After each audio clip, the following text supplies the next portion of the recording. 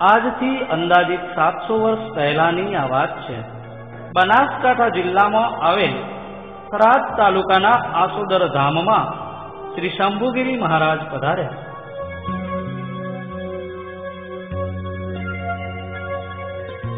અને તેમણે પોતાની ધૂણી ત્યાં ધખાવી અલગ જગાવેલ છે।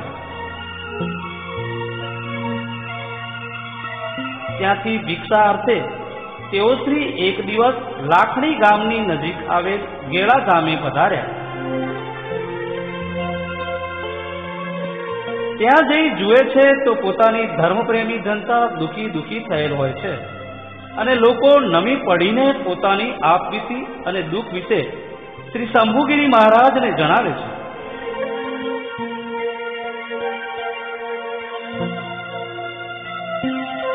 ત્યારે શ્રી 1008 શંભુગીરી મહારાજે ત્યાં ખેજડાના ઝાડ નીચે શ્રી હનુમાનજીની સ્થાપના કરાવેલ અને ત્યાં વિધિવત રીતે પૂજા અર્ચના કરી અને ગામ લોકોને આ હનુમાનજીની સેવા પૂજા કરવાથી આપના દુઃખો દૂર થશે। ત્યારથી ત્યાં શ્રી રામ ભક્ત હનુમાનજીની ભક્તિ થવા લાગી અને શ્રી હનુમાનજી દાદા એક પરચાધારી ગેળાના હનુમાનના નામે પ્રખ્યાત થયા।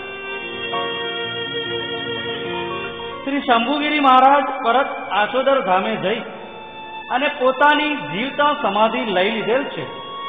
આસોદર ધામે તેઓ હાલ પણ તેમની સમાધિ સ્થળે અખંડ દીવો બળે છે અને આસોદર ધામે હાલ ત્યાં દર અજવાળી પૂનમના દિવસે એક અનેરો માહોલ જામે છે। લોકો અલગ અલગ ગામેથી પધારી અને બાધા માનતા માને છે। આપ જનતા જનાર્દનને પણ આ ધામના દર્શન કરવા જેવા છે। તેઓ હાલમાં શ્રી 1008 રેવાગીરીજી મહારાજ હાલ મઠમાં ગાદીપતિ તરીકે બિરાજમાન છે। શ્રી શંભુગીરી મહારાજની જય, શ્રી ગેળાવાળા દાદાની જય।